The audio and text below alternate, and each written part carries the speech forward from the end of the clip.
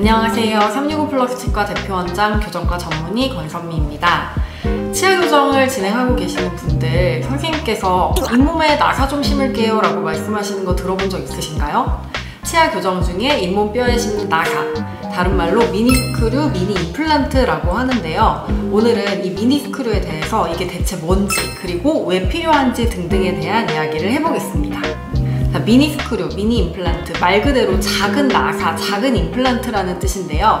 이렇게 생겼고요. 크기는 저희가 보통 치아가 없는 자리에 치아 대신에 심는 임플란트 있죠. 그 임플란트 크기의 한 8분의 1 내지는 10분의 1 정도 되는 작은 사이즈입니다. 잇몸 안에 들어가는 나사의 길이는 한 6mm 정도 되고, 잇몸 바깥으로 나오는 헤드 부분은 용도에 따라서 1mm에서 3mm 정도, 높이가 그 정도 되고, 직경은 1.5에서 2mm 정도 되는 굉장히 작은 나사못이에요.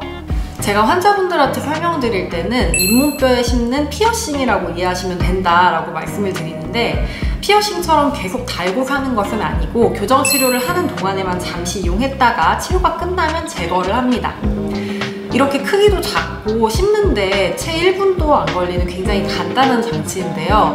일단 마취를 해야 되고 잇몸뼈를 뚫고 심어야 된다고 하니까 환자분들은 되게 두려워하고 공포를 많이 느끼세요. 그래서 환자분들을 일단 안심시켜 드리자면 이 미니스크류를 심는데 걸리는 시간은 아까 말씀드렸다시피 1분도 채 걸리지 않고, 일단 심는 동안에는 마취가 되어 있기 때문에 통증이 거의 느껴지지 않습니다. 그리고 마취가 풀린 다음에 집에 가셔서도 무리한 통증이 느껴질 수는 있지만 이게 못 견딜 정도의 굉장히 심한 통증은 절대 아니고, 타이레놀 같은 진통제를 드시면서 견딜 수 있을 정도의 2-3일 정도 지속되다가 사라지는 일시적인 통증입니다. 그리고 미니스크류를 제거할 때는 심지어 마취도 하지 않는데요. 마취도 하지 않고 간단하게 스크류를 제거한 빈자리에는 구멍이 뚫리기는 하지만 보통 일주일도 안 가서 흔적도 없이 잘 아뭅니다. 그렇다면 이 미니스크류가 대체 왜 필요하냐? 쉽게 잇몸뼈에다가 심는 말뚝이라고 이해하시면 편할 것 같아요. 저희가 치아 교정으로 치아를 이동시킬 때는 보통 치아에 고무줄을 걸어서 이동시키는 힘을 가하게 되는데요. 힘이 센 어금니와 힘이 약한 앞니 사이에 고무줄을 걸어서 이 힘이 센 어금니의 고정력을 이용해서 앞니를 이동시키는 원리를 주로 사용을 합니다. 그런데 간혹 이 힘이 센 어금니를 이동시키고 싶을 때가 있고, 그리고 어금니와 앞니를 같은 방향으로 이동시키고 싶을 때가 있거든요. 그럴 때 이 미니스크류라는 말뚝을 이용해서 고정원을 보강시켜주는 역할을 합니다.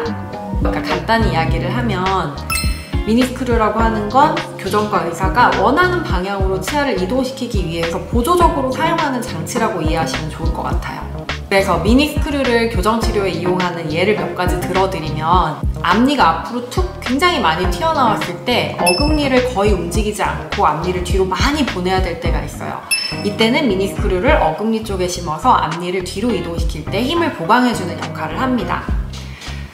그리고 반대로 어금니를 앞으로 이동시키고 싶을 때가 있어요. 그럴 때는 반대로 앞쪽에 미니스크류를 심어서 어금니를 앞쪽으로 이동시킬 때 힘을 보강시켜주는 역할을 합니다.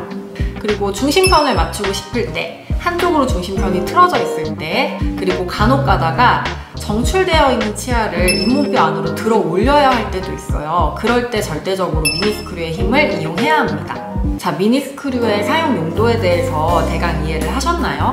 환자분들은 치료에 대해서 뭐 대충은 알고 있지만 정확하게는 알지 못하고, 그리고 이 장치를 정확하게 왜 써야 되는지 알지 못하기 때문에 무작정 두려움을 느끼시는 경우가 많은데, 오늘 이 영상을 참고해서 이런 용도로 심는 굉장히 간단한 장치구나 라는 이해를 하고 나시면 마취를 한다거나 뼈를 뚫는다는 것에 대해서도 크게 두려움을 느끼시지 않을 것 같아요.